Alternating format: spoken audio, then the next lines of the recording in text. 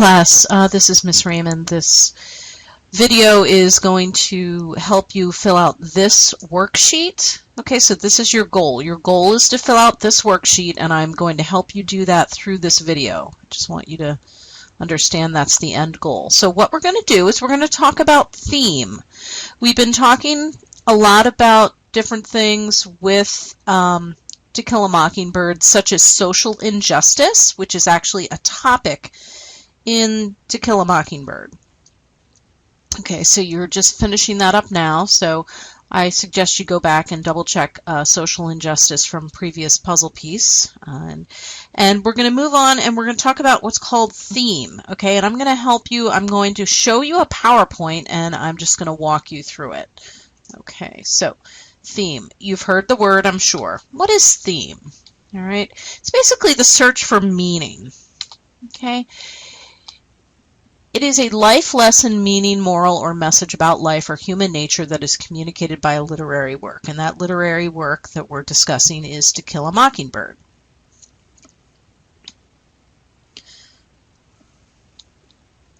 When I am reading these slides to you, I want you to also take a moment and read them to yourself and take notes, in a notebook or a Google Doc for yourself, because you're going to be hearing a lot about theme. Okay. So in other words, theme is what the story teaches readers. What is it teaching you? What is the life lesson? Okay. What is the life lesson? Okay, there are several life lessons in To Kill a Mockingbird, and I apologize for the technical difficulties. My computer is acting up. Okay, so very important. It's a sentence, it's not a word. So social injustice is 2 words, right? They're 2 words, social injustice. That's a topic or a subject. It is not the theme. Okay? Money can't buy happiness. Don't judge people based on the surface. It is better to die free than live under tyranny. Tyranny is like really strict rule. Okay, so again, theme is not a word, it's a sentence. Okay, so it's actually a life lesson. You're looking for the life lesson. All right, so let's read this story. I'm going to read it with you. Okay, and we're going to find it out together. Jenny Pushover was so excited. She had a pack of Starburst in her lunch, and she had been looking forward to eating them all morning. Lunch finally came, and Jenny sat down to eat her Starbursts when her friend, Yudi, sat next to her. "Let me get the pink ones," asked Yudi. Jenny liked the pink ones best, but she thought Yudi was funny, and Jenny wanted Yudi to like her. So Jenny gave Yudi all of her pink Starbursts. Before Jenny was done giving Yudi the pink ones, Carrie sat on the other side of Jenny. "Let me get the red and the orange ones, Jenny. Remember when I gave you that Snickers?" Jenny didn't remember that, though she did remember when Carrie ate a whole Snickers in front of her. But Jenny thought Carrie was cool, so she gave her the red and the orange Starbursts. Now that she only had the yellow ones, Jenny wasn't so excited about eating Starbursts anymore. Okay, so what's happening to Jenny here? Take a minute and think about what's happening to Jenny. What are these other girls doing to her? They are what? Take a minute and think about that.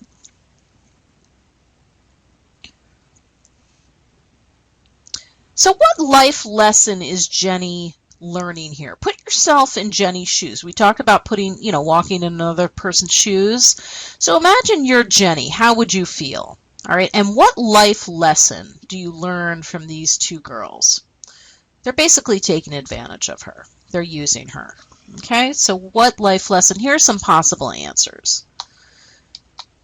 You can't buy friends. You have to take care of yourself. Not everybody is your friend.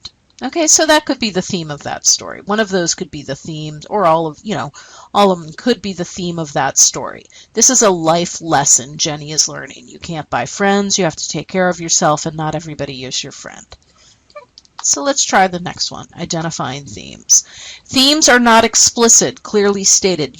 They are usually not. You have to do what is called infer them, which means you have to find out based on what you're reading what it means. Nothing's going to come right out and say necessarily this is the theme of the story. They're implied. Okay. Okay, small world of the story. Look at this graphic down here. Big world of the theme applies to the real world. Think about Jenny, all right? That applies to the real world, right? Those themes, not everyone's going to be your friend. That's a world theme. That's not just a Jenny theme. Okay. Themes are about the big picture. Not yellow starburst's taste pad. Not Udi and Carrie are bad friends. Think bigger. Find real world advice. All right. Theme is what we can learn from a story. Themes must be inferred. That means you have to figure out what they mean based on what you're reading. Themes are about the big world. Okay, so let's practice again. All right. How does the small world of the story connect to the big world theme? Let me explain what that means. How does this little story show you a life lesson? Okay? Once there was a mean little boy who lived in a small village. This mean little boy loved to mess with people, so one day he ran up to a sheep herder and shouted, "Wolf! Wolf! A wolf is attacking the town!" Sheep herder grabbed his staff and ran to defend the town, but realized he had been fooled when the boy started pointing and laughing at him. "Ha ha, I made you jump," said the boy. Then the boy ran up to a farmer and shouted, "Wolf! Wolf! A wolf is attacking the town!" The farmer grabbed his pitchfork and ran to defend the town, but when the boy started pointing and laughing at him, he realized he had been tricked. As the boy went back to his family's farm, laughing about the funny trick he played, he saw a real wolf in his father's chicken coop. As the wolf ate all of his father's chickens, the boy screamed over and over again, "Wolf! Wolf! Please help us!" But nobody came to help him. Okay, so take a minute. Why do you think nobody came to help him?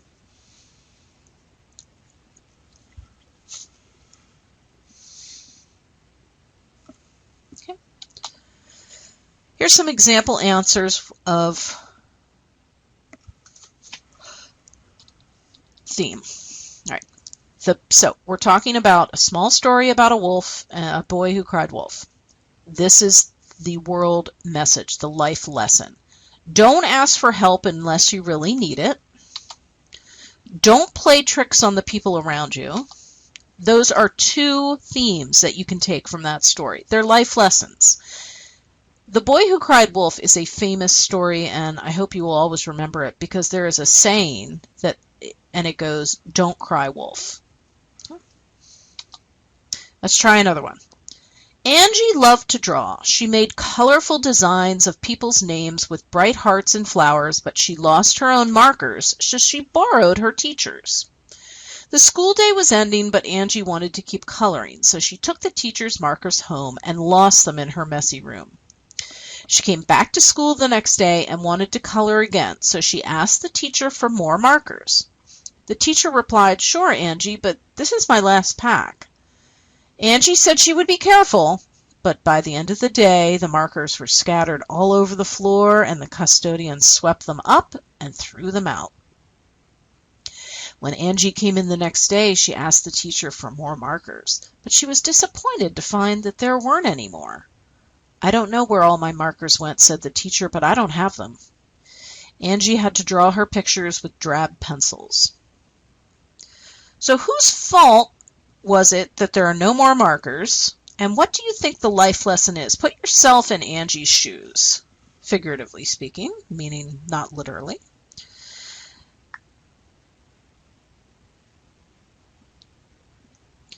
Take a minute just to think about that. Okay, so here's some themes from this little story, world life lessons. Take care of shared resources. Resources are things like markers, and some things will not replenish after they're exhausted, meaning some things like markers will not be replenished. They won't come back after they're exhausted or after they're taken away. Okay, so those are some life lessons based on that little story. So feel free to take a break and come back to the video. Turn off the video and come back, take a break.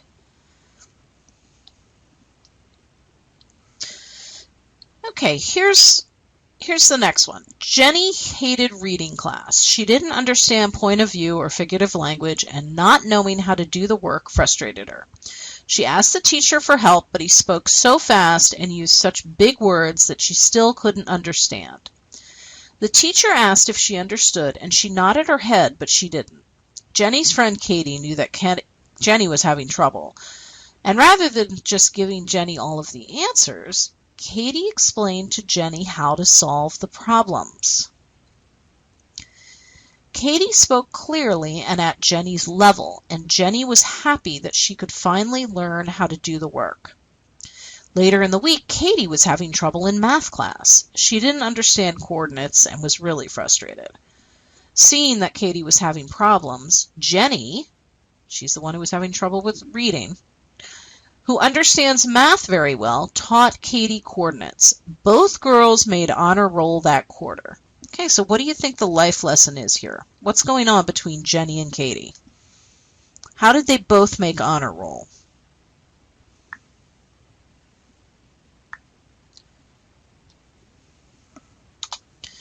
Okay. Cooperation is the key to success. I agree with that theme because they are cooperating. They're helping each other out to succeed. Not everybody has the same strengths, okay?